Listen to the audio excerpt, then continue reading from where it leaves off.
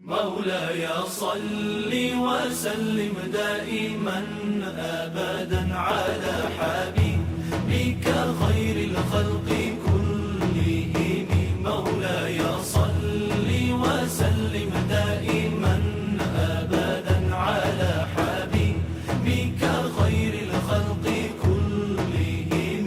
محمد سيد الكونين والثقلين. محمد سيد الكونين والثقلين. محمد سيد الكونين والثقلين والفارقين من عرب ومن عجم. مولاي صل وسلم دائما أبدا على حبيبك خير الخلق كلهم. مولاي صل وسلم دائما أبدا على حبيبك خير الخلق كلهم. هو الحبيب الذي ترجى شفاعته. هو الحبيب الذي ترجى شفاعته. هو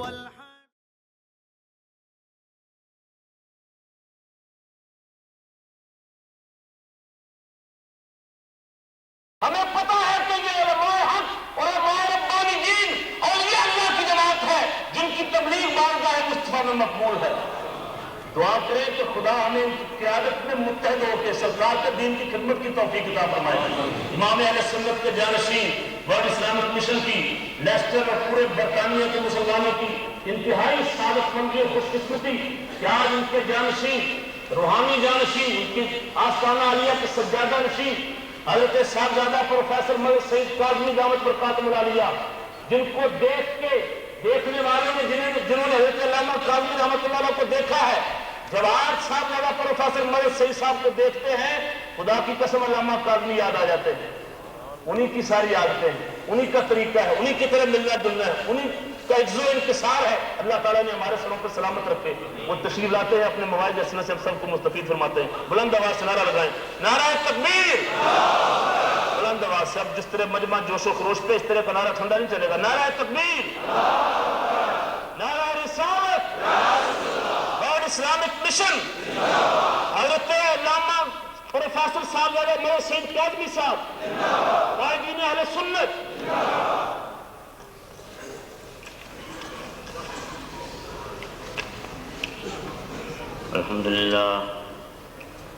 الحمدللہ نحمده ونستعینه ونستغفره ونؤمن به ونتوکل علیہ ونعوذ باللہ من شرور انفسنا ومن سیئات اعمالنا من يهده الله فلا مضل له ومن يضلل فلا هادي له ونشهد ان لا اله الا الله وحده لا شريك له ونشهد ان سيدنا وسندنا ونبينا وحبيبنا وكريمنا ورؤوفنا ورحيمنا ومولانا وملجانا ومأوانا محمدا عبده ورسوله.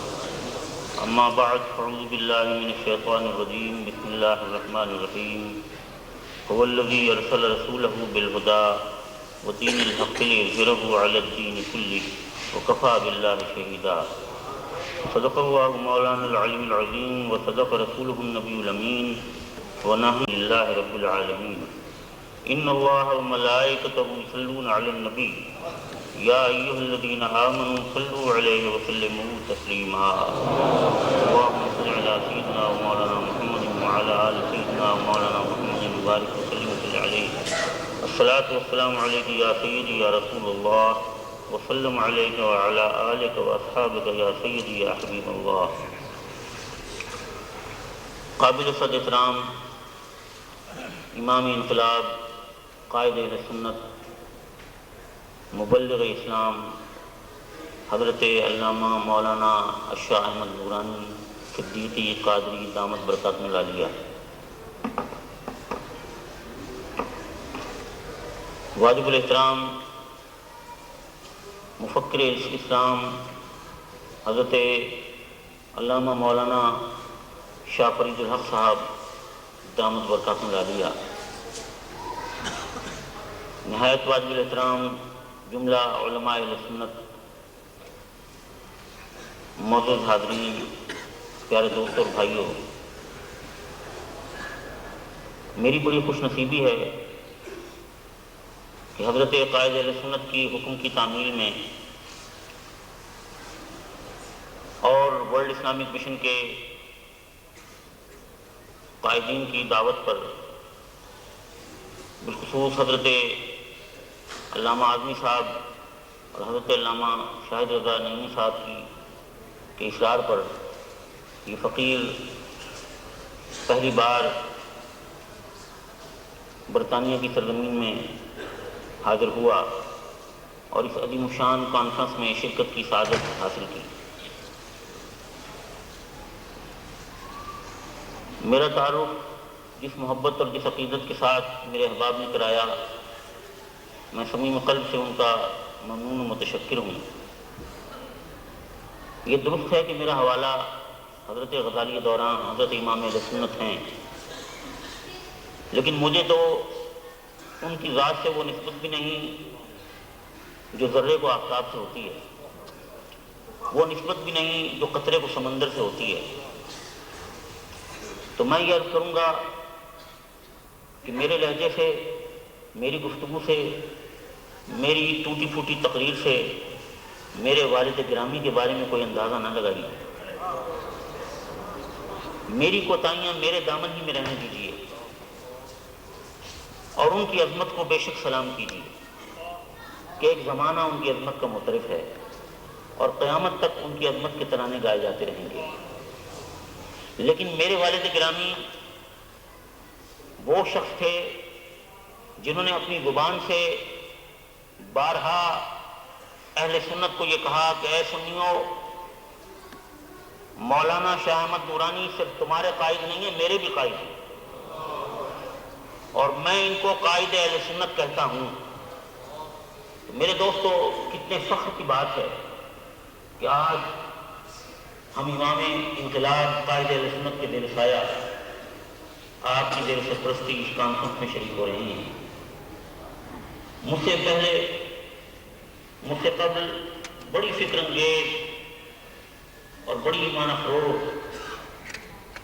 تقاریر ہوئی جن سے میں نے بہت استفادہ کیا، بہت محفوظ ہوا، اور آخر میں حضرت علامہ شاہ فریدالحق الحق صاحب دامن برکاتہ عالیہ نے بڑا ایمان افروز کیا۔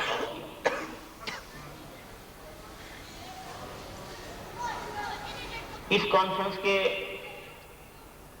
جو مقاصد ہیں وہ مقررین نے اپنی تقاریر میں تفصیل اور اجمال کے ساتھ بیان کیے۔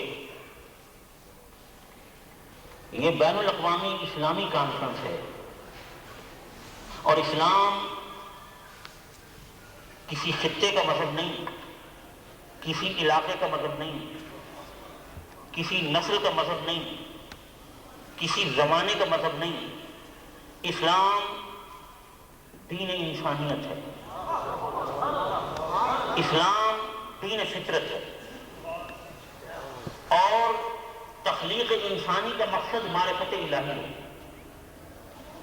رب کائنات نے اپنے بندوں کو اپنی معرفت دینے کے لیے انبیاء کرام کا سلسلہ شروع کیا۔ کیوں؟ اس لیے کہ معرفت الہی کا واحد ذریعہ بارگاہ نبوت۔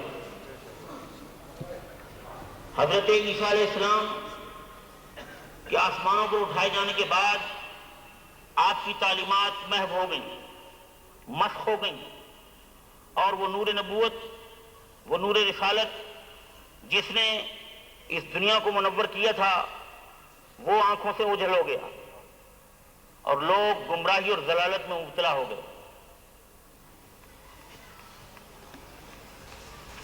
قرآن نے کہا لِكُلِّ قَوْمٍ ہاد، ہر قوم کے لیے ہم نے ایک ہادی بنایا، ہر قوم کے لیے ہم نے ایک ہدایت دینے والا پیدا کیا۔ یہاں نبی کا لفظ نہیں فرمایا، ہاد کا لفظ فرمایا۔ کیا مطلب؟ کہ نبوت جو ہے اس کی حقیقت ہدایت ہے، اور نبی جو ہے وہ ہادی ہوتا ہے۔ لیکن حضور علیہ الصلوۃ والسلام سے پہلے جتنے انبیاء کرام آئے وہ مختلف علاقوں کے لیے تھے، مختلف زمانوں کے لیے تھے، مختلف قوموں کے لیے تھے۔ کوئی رسول ایسا نہیں تھا، کوئی نبی ایسا نہیں تھا جو سارے انسانوں کے لیے ہو، جو ساری کائنات کے لیے ہو، جو سارے زمانوں کے لیے ہو، جو قیامت تک پیدا ہونے والی انسانیت کے لیے ہو۔ وہ نبی معظم، وہ رسول محترم، ہمارے آقا و مولا جناب احمد مجتبیٰ حضرت محمد مصطفیٰ صلی اللہ علیہ وسلم کی ذات اقدس ہے۔ اور رب کائنات نے فرمایا تبارک الذی نزل الفرقان علی عبدہ لیکون للعالمین نذیرا، للعالمین نذیرا۔ قرآن نے اعلان کیا اور حضور علیہ الصلوۃ والسلام نے خود فرمایا ارسلت الی الخلق کافہ وختم بی النبیون، میں ساری کائنات کے لیے رسول بنا کر بھیجا گیا ہوں۔ تو میرے دوستو، حضور علیہ الصلوۃ والسلام پیغمبر انسانیت بن کر اس دنیا میں جلوہ گر ہوئے۔ میں نے عرض کیا کہ تخلیق انسانی کا مقصد معرفت الہی تھا۔ انسان اپنے رب کو کیسے پہچانے، اپنے رب کی معرفت کیسے حاصل کرے؟ میرے دوستو، بات یہ ہے کہ ہر شخص جو ہے وہ اللہ رب العزت کی معرفت کا جوہر اپنے دل میں رکھتا تھا۔ کیسے؟ قرآن نے ایک بات کہی، قرآن نے کہا الزموا، قرآن نے کہا فطرت اللہ التی فطر الناس علیہا لا تبدیل لخلق اللہ، فطرت اللہ التی فطر الناس علیہا لا تبدیل لخلق اللہ۔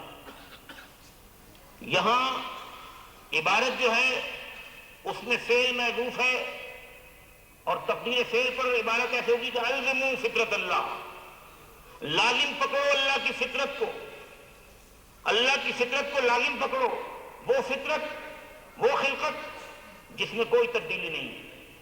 وہ خلقت کیا ہے؟ وہ فطرت کیا ہے؟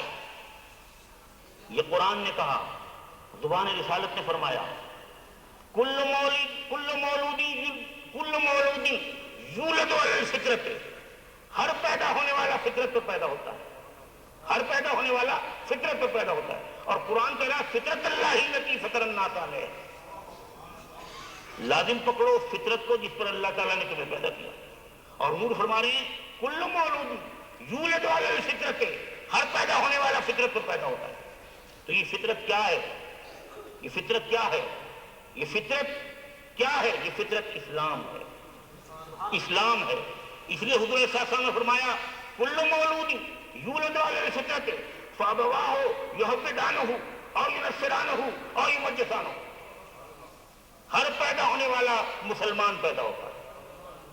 اب اس کے ماں باپ چاہیں تو اسے مجوسی بنا دیں، اسے یہودی بنا دیں، اسے نصرانی بنا دیں، لیکن پیدا ہونے والا فطرت پر پیدا ہوتا ہے۔ تو میرے دوستو، جب انسان فطرت پر پیدا ہوا تو اس کے اندر معرفت الہی کا ایک جذبہ تھا۔ اس کی ایک اور میں ثبوت اس کا پیش کروں۔ بات یہ ہے کہ رب کائنات نے عالم ارواح میں تمام ارواح کو جمع کیا اور وہاں رب کائنات نے فرمایا لست بربکم، کیا میں تمہارا رب نہیں؟ تو سب نے نعرہ لگایا اور کہا بلا، بے شک، کیوں نہیں، تو ہمارا رب ہے۔ یہ بلا کا نعرہ میرے دوست روح نے لگایا تھا۔ اس وقت جسم نہیں تھا، اس وقت ہڈیاں نہیں تھیں، گوشت نہیں تھا، پٹھے نہیں تھے، انسان کے اعضاء نہیں تھے، اس وقت فقط روح تھی۔ روح نے یہ بلا کا نعرہ لگایا تھا۔ لیکن جب انسان اس دنیا میں آیا تو وہ بلا کا نعرہ جو اس کی روح نے لگایا تھا، اس کی حقیقت اس کے اندر موجود تھی، لیکن وہ حقیقت اس کی روح میں تھی، وہ وہاں شعور میں تھی، اور یہاں جب وہ آیا تو وہ لاشعور میں چلی گئی۔ لیکن وہ انسان کے اندر رب کی معرفت کا جوہر موجود تھا، اور وہ اگرچہ لاشعور میں چلا گیا، لیکن انسان اس تلاش میں تھا کہ میں نے جسے اپنا رب کہا ہے وہ کون ہے، وہ کون ہے۔ میرے دوستو، کسی نے مظاہر قدرت کو پوجا، کسی نے پتھروں کو پوجا، کسی نے درختوں کو پوجا، کسی نے مظاہر کائنات کو پوجا، بے شک وہ گمراہی میں مبتلا ہوئے، لیکن یہ بات کہ کسی نہ کسی کی پرستش کی گئی، اس بات پر دلالت کرتی ہے کہ اپنے مالک کی تلاش اسے تھی۔ اگر کوئی شخص مجھ سے ملنا چاہے، اگر کوئی شخص حضرت قائد اہل سنت سے ملنا چاہے، لیکن حضرت قائد اہل سنت سے ملنے کی بجائے وہ آپ کے کسی مخالف کے پاس پہنچ جائے تو ظاہر حضرت قائد اہل سنت سے تو نہیں مل سکے گا، لیکن آپ کے مخالف کے پاس پہنچنا اس بات کی دلیل ہے کہ اسے حضرت قائد اہل سنت کی تلاش تھی۔ اگر تریاق کی تلاش میں کوئی زہر کھا لے ہلاک ضرور ہوگا، لیکن زہر کا کھانا اس بات کی نشانی ہے کہ اسے تریاق کی تلاش تھی، اسے تریاق کی تلاش تھی۔ تو میرے دوستو، انسانیت بھٹکتی رہی، گمراہی اور ضلالت میں مبتلا رہی، اور لوگوں نے مظاہر کائنات کو پوجا، لوگوں نے یوگ کو پوجا، نائرہ کو پوجا، حبل کو پوجا، لیکن عالم ارواح میں ہر روح نے نعرہ لگایا تھا بلا کا۔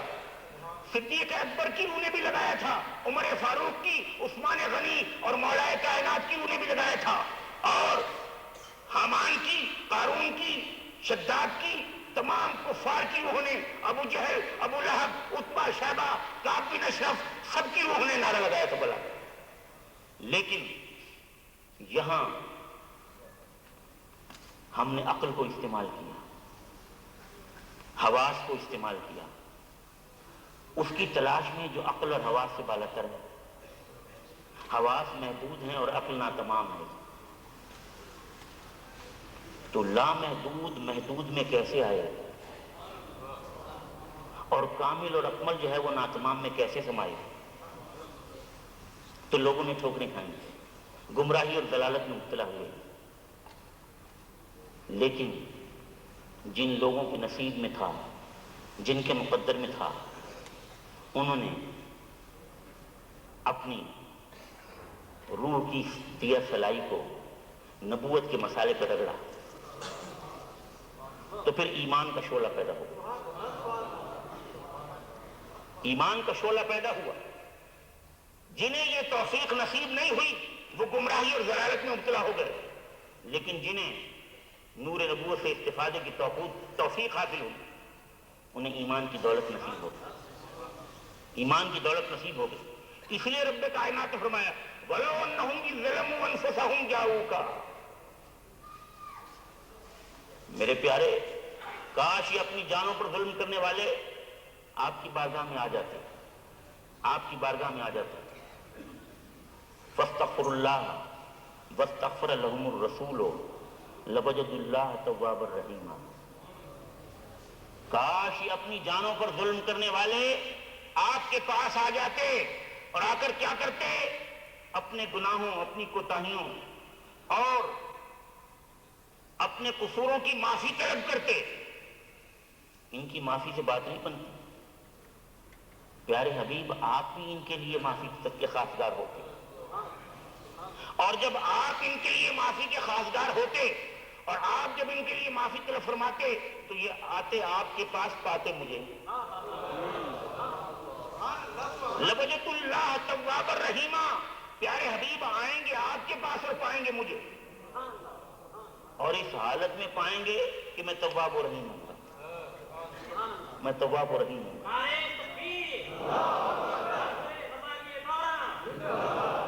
تو میرے دوستو، حضور علیہ السلام کی ذات اقدس کے بغیر اسلام کا، دین کا، ایمان کا کوئی تصور نہیں ہے، اور سید عالم کی محبت، جیسے کہ حضرت شاہ فرید اللہ صاحب نے فرمایا، وہ تو ایمان کی جان ہے، ایمان کی جان ہے۔ اور میرے دوستو، قرون اولیٰ کے مسلمانوں کو دیکھو، حضور علیہ السلام کے صحابہ کو دیکھو۔ آج مسلمانوں میں ایک طبقہ ایسا ہے جو صحابہ کی عظمت کا ٹھیکیدار بنا ہوا ہے، صحابہ کی عظمت کا ٹھیکیدار بنا ہوا ہے، لیکن انہیں یہ پتہ نہیں کہ صحابہ کا حضور کے ساتھ طرز عمل کیا تھا، اور انہیں یہ معلوم نہیں کہ ان کا حضور اور صحابہ کا حضور صلی اللہ علیہ وسلم کے بارے میں عقیدہ کیا تھا، صحابہ کا حضور صلی اللہ علیہ وسلم کے بارے میں عقیدہ کیا تھا۔ میرے دوستو، ایک ایک صحابی حب رسول کا پیکر تھا، ایک ایک صحابی حب رسول کا پیکر تھا، آپ صحابہ کی سیرت کا مطالعہ کریں تو آپ دیکھیں گے کہ حب رسول کے وہ چمکتے ہوئے نقوش سامنے آتے ہیں کہ ایمان تازہ ہوتا ہے۔ حضرت زید بن دسنہ کی بات آپ نے بارہا سنی ہوگی۔ حضرت زید بن دسنہ کو جب کفار نے پکڑا اور مکے لے کر آئے قتل کرنے کے لیے، ان کے ساتھیوں کو تو وہیں پہلے ہی شہید کر دیا تھا، تو ابو سفیان کو پتہ چلا، ابو سفیان اس وقت تک کافر تھا، ایمان نہیں لایا تھا، اسے پتہ چلا کہ زید بن دسنہ کو پکڑا ہے، وہ اسلام کا بہت بڑا دشمن، اس نے کہا زید بن دسنہ کو میں خود قتل کروں گا۔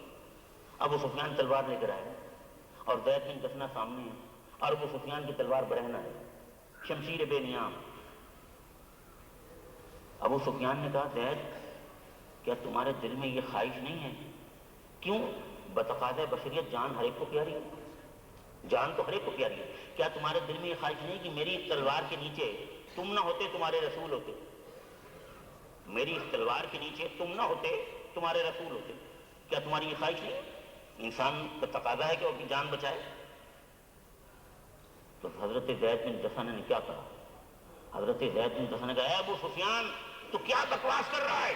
ارے مجھے تو یہ بھی گوارا نہیں کہ میں تیری اس تلوار کی زد میں یہاں ہوں جہاں میری زندگی جو ہے چند لمحوں کے بعد ختم ہو جائے گی، جسم و جان کا رشتہ ختم ہو جائے گا۔ مجھے تو یہ بھی گوارا نہیں کہ میں تیری تلوار کی زد میں ہوں اور میرے آقا مولا جہاں ہیں وہاں انہیں ایک کانٹا بھی چبھ جائے۔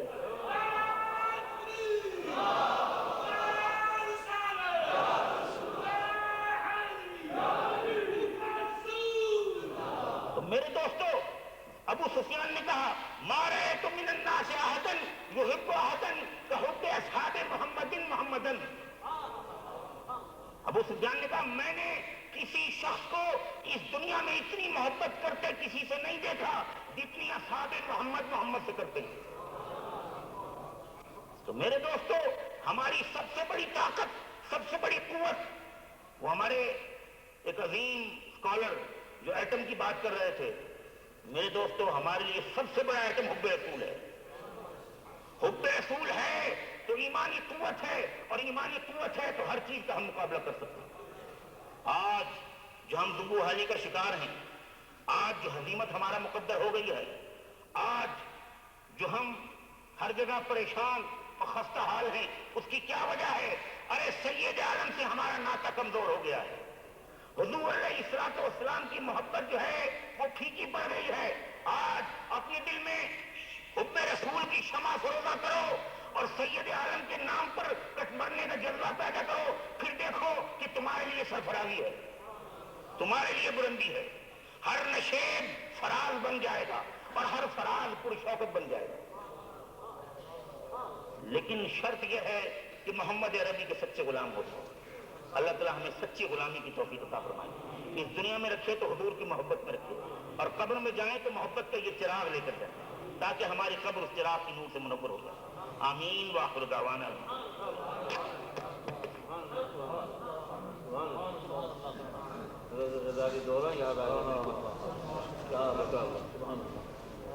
سبحان اللہ سبحان اللہ۔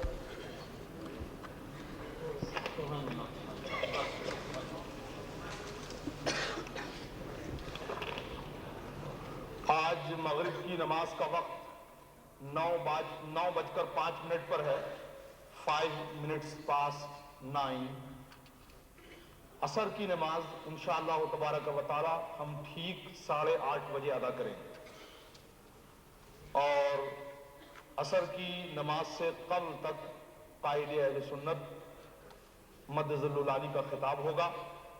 اس کے بعد نماز عصر ادا کی جائے گی۔ نماز عصر کے بعد جو ورلڈ اسلامک مشن کے ریزولوشنز ہیں، جس کو ورلڈ اسلامک مشن کی ریزولوشن کمیٹی نے مرتب کیا ہے، ہم اسے آپ کو سنائیں گے اور آپ کی تائید سے وہ ریزولوشنز منظور کیے جائیں گے۔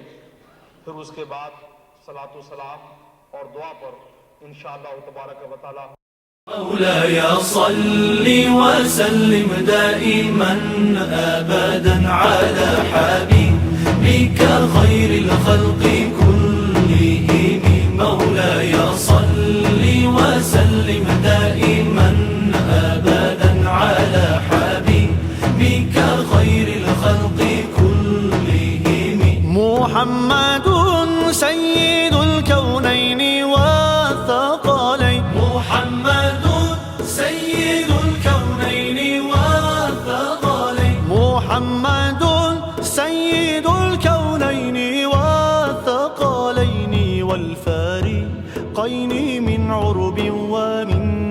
الأعجام مولاي صل وسلم دائما أبدا على حبيبك خير الخلق كلهم مولاي صل وسلم دائما أبدا على حبيبك خير الخلق كلهم هو الحبيب الذي ترجى شفاعته